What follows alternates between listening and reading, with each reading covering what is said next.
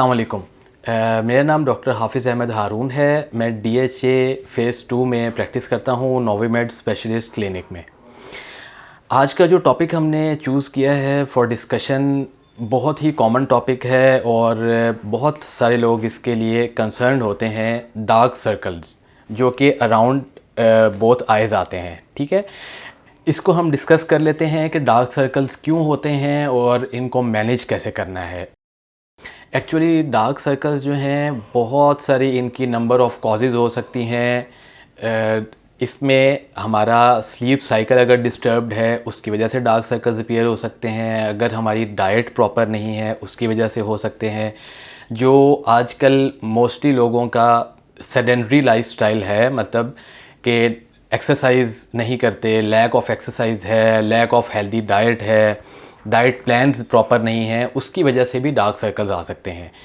और जिस तरह मैं पहले कह चुका हूँ कि जो स्लीप साइकिल है वो आजकल जिस तरह सोशल मीडिया है या ये जो इश्यूज़ हैं, जिस तरह मीडिया और सोशल मीडिया हम लोग यूज़ करते रहते हैं, बहुत सारे जो यंग जनरेशन है हमारी, अगर तो लेट सो रहे हैं और फॉर सपोज़ किसी ने यूनिवर्सिटी जाना है, अपने काम पे जाना है, जल्दी उठ रहे हैं, तो उसकी वजह से नींद पूरी ना हो, तकरीबन 6 to 8 आवर्स की हमें नींद पूरी करनी चाहिए। अगर वो पूरी नहीं होगी उसकी वजह से भी डार्क सर्कल्स अपीयर हो जाते हैं।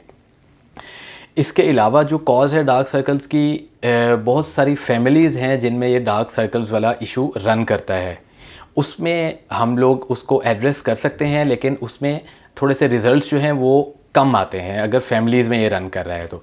लेकिन जिस तरह मैं पहले कह रहा हूँ कि अगर कोई न्यूट्रिशनल इशू है या स्लीप साइकिल का इशू है तो वो सारी चीज़ों को हम अगर एड्रेस कर लें टाइमली तो डार्क सर्कल्स बहुत ज़्यादा फेड आउट हो जाते हैं। उसके अलावा डार्क सर्कल्स जो हैं वो बहुत सारे हार्मोनल इश्यूज़ कोई फीमेल्स में होते हैं, उनकी वजह से भी आ सकते हैं। तो हमने इसमें मेनली ये करना होता है कि जो प्राइमरी इशू है हमने उसको एड्रेस करना है, तो ये सेकेंडरीली ख़ुद ही डार्क सर्कल्स जो हैं वो इम्प्रूव होना शुरू हो जाते हैं।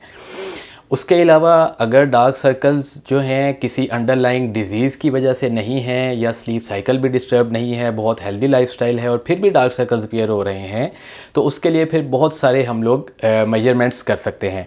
एक तो अगर तो सन एक्सपोजर है पेशेंट का, या अगर कोई किसी हीटिंग वाले एरिया पे, हीटेड एरिया में काम करना है, जैसे किचन में किसी